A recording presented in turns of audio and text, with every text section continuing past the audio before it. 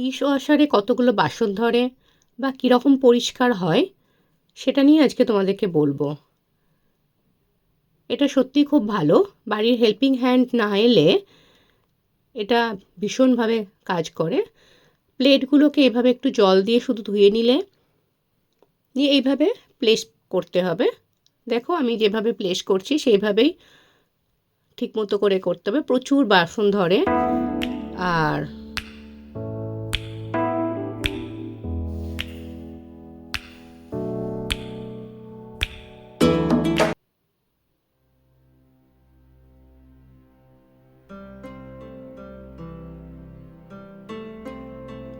বড় বড় বাসনগুলোকে নিচে দিতে হবে।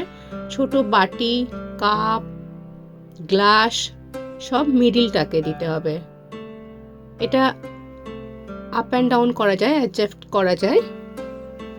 নিচের প্লেটগুলো যদি খুব বড় হয় তখন এই মিডিল র্যাকটা উপরের দিকে তোলা যায়। ঠিক এইভাবেই বাটি, কাপ, বড় চামচ, চা ছাঁকনি এগুলো সব এই মিডিল র্যাকে দিয়ে দিতে হবে। ঠিক আমি যেভাবে দিচ্ছি মানে উপর করে করে দিতে হবে।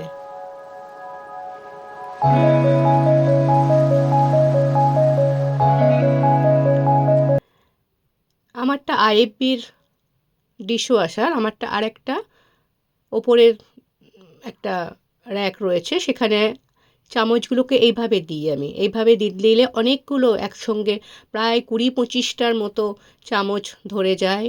তারপরে পিলার, নাইফ সব কিছু একসঙ্গে দিয়ে দেওয়া যায় এটায়। খুব ভালো পরিষ্কার হয়, তোমাদেরকে দেখাবো পরে। দেখো আমি মিক্সিং জারটাও আমি দিয়ে দিই, দিয়ে দুটো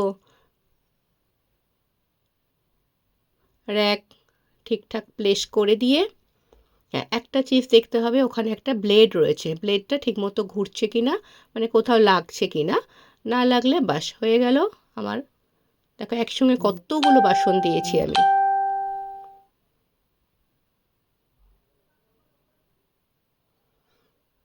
আমি আইএফবিরই ওতে পাউডারটার, ডিশওয়াশারের যে পাউডার ওটা ব্যবহার করি। ওটা আন্দাজ মতো দিয়ে এটা ক্যাপটা লাগিয়ে দিলাম, দিয়ে বাস এবারে টাইমার দিয়ে আমি আমার কাজ ফিনিশ।